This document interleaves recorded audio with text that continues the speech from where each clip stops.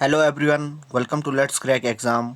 आई hope कि आप सब अच्छे होंगे। तो गाइज़, आज मैं आपके सामने यहाँ पे बीएड सेकेंड ईयर का ईवीएस यानी कि इन्वायरमेंटल साइंस का जो पार्ट 2 लेकर आया हूँ, जो कि आपके लिए मोस्ट इम्पोर्टेंट होने वाले हैं। जैसा कि आपको पता है कि आपके जो पेपर होंगे सेकेंड ईयर का, बीएड सेकेंड ईयर का, तो ये सब एमसीक्यू टाइप क्वेश्चन होंगे, जैसे पिछली बार हुआ था। इसी के चलते मैं आपके लिए यहाँ पे सीरीज स्टार्ट कर लिया हूँ, जिसमें ये पार्ट सेकेंड होगा। तो गाइज़, अगर आपने अभी तक मेरा चैनल सब्सक्राइब नहीं किया है तो चैनल को सब्सक्राइब कर लीजिएगा और साथ में बेल आइकन को भी ज़रूर प्रेस कीजिएगा, ताकि आपको आने वाली वीडियो का नोटिफिकेशन मिलता रहेगा। और एक बात दोस्तों, अगर आपने हमारा टेलीग्राम चैनल ज्वाइन नहीं किया है तो टेलीग्राम चैनल ज्वाइन कर लीजिएगा, क्योंकि हम जो भी इस वीडियो में पढ़ाते हैं उसका जो पीडीएफ फाइल होती है आपको टेलीग्राम चैनल पे प्रोवाइड कर देते हैं। तो चलेगा, बिना किसी देरी की आज की वीडियो को यहाँ से स्टार्ट कर लेते हैं। तो देखिए गाइस, सबसे पहला जो क्वेश्चन आपके सामने निकल कर आता है, पर्यावरण शब्द निम्नलिखित में से किस शब्द की मूल अभिव्यक्ति करता है? पर्यावरण शब्द निम्नलिखित में से किस शब्द की मूल अभिव्यक्ति करता है? तो आपको इसमें ऑप्शन बताने हैं दोस्तों। तो देख लीजिएगा, सबसे पहला जो आपके सामने ऑप्शन निकल कर आता है यहाँ पे, समस्त पारिस्थितिकी अथवा परिवृत्ति। और दूसरा जो है कि भौतिक परिवेश, जैविक तत्व और भौगोलिक स्थिति। तो आपने इसमें क्या छांटना है कि पर्यावरण शब्द निम्न में से किस शब्द की मूल अभिव्यक्ति करता है। तो कौन सा शब्द की मूल अभिव्यक्ति यहाँ पे पर्यावरण करता है, समझे आप? तो हमें ऑप्शन बताना है। तो इसका जो ऑप्शन हो जाएगा हमारे सामने, डी, भौगोलिक स्थिति। भौगोलिक स्थिति क्या हो जाएगा, इसका परफेक्ट आंसर हो जाएगा। फिर जो नेक्स्ट क्वेश्चन सेकंड निकल कर आता है आपके सामने, पर्यावरण भूगोल में आप क्या सम्मिलित नहीं करेंगे? देखिए, पर्यावरण भूगोल में आप क्या सम्मिलित नहीं करेंगे?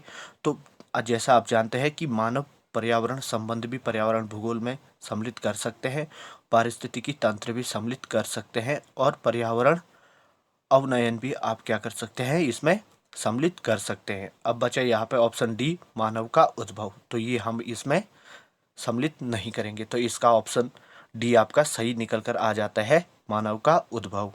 पर्यावरण भूगोल में आप क्या सम्मिलित नहीं कर सकेंगे? तो आप क्या सम्मिलित नहीं करेंगे? मानव का उद्भव हम पर्यावरण भूगोल में सम्मिलित नहीं करेंगे। फिर जो नेक्स्ट क्वेश्चन आपके सामने निकल कर आता है, जल पृथ्वी के कितने भाग पर फैला हुआ है? यानी कि जल पृथ्वी के कितने प्रतिशत भाग में फैला हुआ है? तो हमें ऑप्शन बताना है इसमें। तो आपको जैसा पता है, जो हम यहाँ पे प्राइमरी लेवल से पढ़ते आ रहे हैं कि हमारी पृथ्वी में कितना प्रतिशत जल पाया जाता है। तो इसका ऑप्शन आपका बी सही हो जाएगा। बी ऑप्शन हमारे यहाँ पे सही हो जाता है। कितना? 73। यहाँ पे क्या हो जाएगा आपका, 73% क्या होता है, भाग पृथ्वी पर जल पाया जाता है। जल की मात्रा कितनी है? 73% है। फिर जो नेक्स्ट क्वेश्चन आपके सामने निकल कर आता है यहाँ पे चौथा, निम्नलिखित में से कौन सा प्राकृतिक पर्यावरण का अंग है? निम्नलिखित में से कौन सा प्राकृतिक पर्यावरण का अंग है? तो जैसा कि आप जानते हैं कि स्थलमंडल भी क्या होता है, प्राकृतिक पर्यावरण का अंग होता है। वायुमंडल भी पर्यावरण का प्राकृतिक अंग होता है। जलमंडल भी क्या होता है, पर्यावरण का प्राकृतिक अंग होता है। तो ऑप्शन डी यहाँ पे सही हो जाएगा। ऑप्शन डी, उपयुक्त सभी। सभी क्या होते हैं यहाँ पे, प्राकृतिक पर्यावरण का अंग होते हैं। फिर जो नेक्स्ट क्वेश्चन है, निम्नलिखित में से कौन सा मिट्टी का प्रकार नहीं है? तो निम्नलिखित में से कौन सा मिट्टी का प्रकार नहीं है? ऑप्शन ए देख लीजिएगा, चीका मिट्टी। तो चीका मिट्टी भी क्या होते हैं, मिट्टी का प्रकार होता है, नहीं होता है दोस्तों। चीका भी एक प्रकार की मिट्टी होती है, यानी चिकनी मिट्टी। फिर जो दूसरा सेकंड आता है, बी ऑप्शन, बलुई मिट्टी। तो बलुई मिट्टी भी क्या होती है, मिट्टी का प्रकार होती है। फिर दोमट मिट्टी, दोमट मिट्टी भी क्या होता है, एक प्रकार का मिट्टी होता है दोस्तों। दोमट मिट्टी भी क्या होती है, एक प्रकार की मिट्टी होती है। तो ये भी मिट्टी का प्रकार होता है। और बची काली मिट्टी। तो काली मिट्टी क्या नहीं होता है, मिट्टी का प्रकार। काली मिट्टी को हम मिट्टी के प्रकारों में नहीं लाते हैं, नहीं मानते हैं। ठीक है दोस्तों, तो इसका ऑप्शन आपका डी सही हो जाता है, काली मिट्टी। फिर जो नेक्स्ट क्वेश्चन है यहाँ पे 6, पृथ्वी की सतह का क्षेत्रफल है। तो पृथ्वी की सतह का क्षेत्रफल कितना होता है आप जानते हैं वैसे, फिर भी आपकी जानकारी के लिए मैं बता दूं, पृथ्वी का जो क्षेत्रफल होता है वो कितना होता है, 51 करोड़ वर्ग किलोमीटर पृथ्वी का क्षेत्रफल है। ठीक है, पृथ्वी जो क्या है 51 करोड़ वर्ग किलोमीटर के दायरे में फैली हुई है। हमारी पृथ्वी का जो क्षेत्रफल है 51 करोड़ वर्ग किलोमीटर है। तो इसका ऑप्शन ए सही हो जाता है। पृथ्वी की सतह का क्षेत्रफल कितना होता है, 51 करोड़ वर्ग किलोमीटर।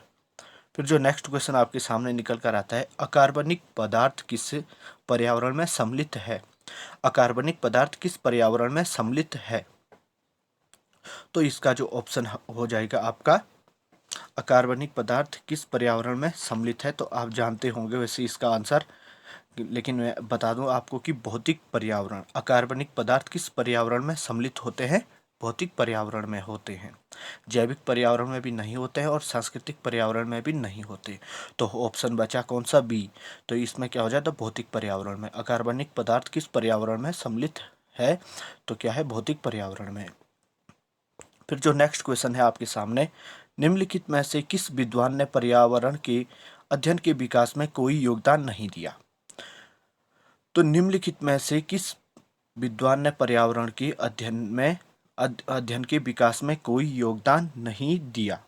तो किसका योगदान नहीं है यहाँ पे, एच फिटिंग भी क्या है, पहला देखिए एच फिटिंग, ये भी क्या होते हैं, एक पर्यावरणविद है।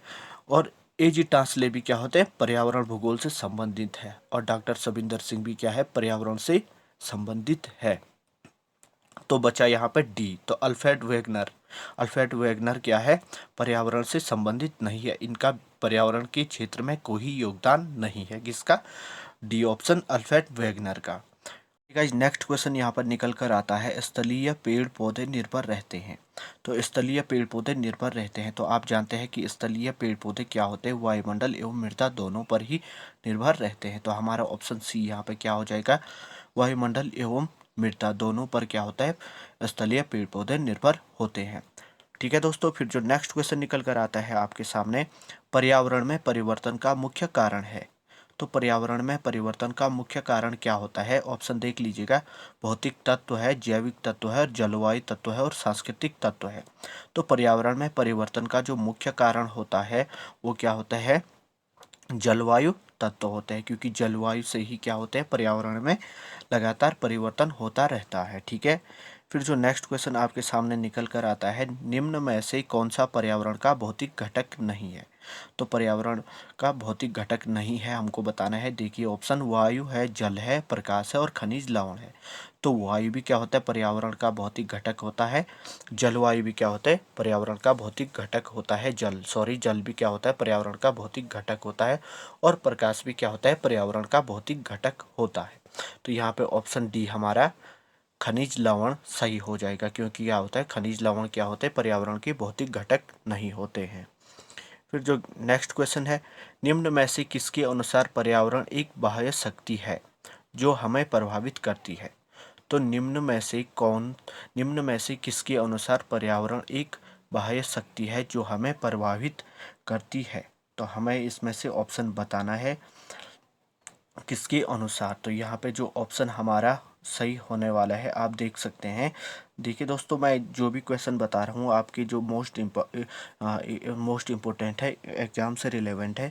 तो आप देख सकते हैं यहाँ पे क्वेश्चन का जो आंसर निकल कर आता है आपका ऑप्शन सी यहाँ पे सही हो जाएगा। ईजे रास के अनुसार क्या है कि पर्यावरण एक बाह्य शक्ति है जो हमें प्रभावित करती है। ऑप्शन इसका सी हो जाएगा, ईजे रास। फिर जो नेक्स्ट क्वेश्चन निकल कर आता है, प्राकृतिक पर्यावरण के साथ सांस्कृतिक पर्यावरण को जोड़कर किसकी संज्ञा दी गई है। तो यहाँ पे क्वेश्चन समझ लीजिएगा, प्राकृतिक पर्यावरण के साथ सांस्कृतिक पर्यावरण को जोड़कर किसकी संज्ञा दी गई है। ठीक है, तो इसका जो ऑप्शन हमारा सही होने वाला है, ऑप्शन यहाँ पे बी सही हो जाएगा, बी वाला सही हो जाएगा, भौगोलिक पर्यावरण, भौतिक पर्यावरण, सॉरी यहाँ पे भौगोलिक पर्यावरण है, भौतिक पर्यावरण गलती से होगी। यहाँ पे देख सकते हैं भौतिक पर्यावरण क्या होता है हमारा, भौगोलिक पर्यावरण क्या होता है, प्राकृतिक पर्यावरण के साथ सांस्कृतिक पर्यावरण को जोड़कर किसकी संज्ञा दी गई है, यहाँ पे भौतिक पर्यावरण की संज्ञा दी गई है। ठीक है दोस्तों, फिर जो नेक्स्ट क्वेश्चन निकल कर आता है, नाइट्रोजन संपूर्ण वायुमंडल में कितने प्रतिशत पाई जाती है।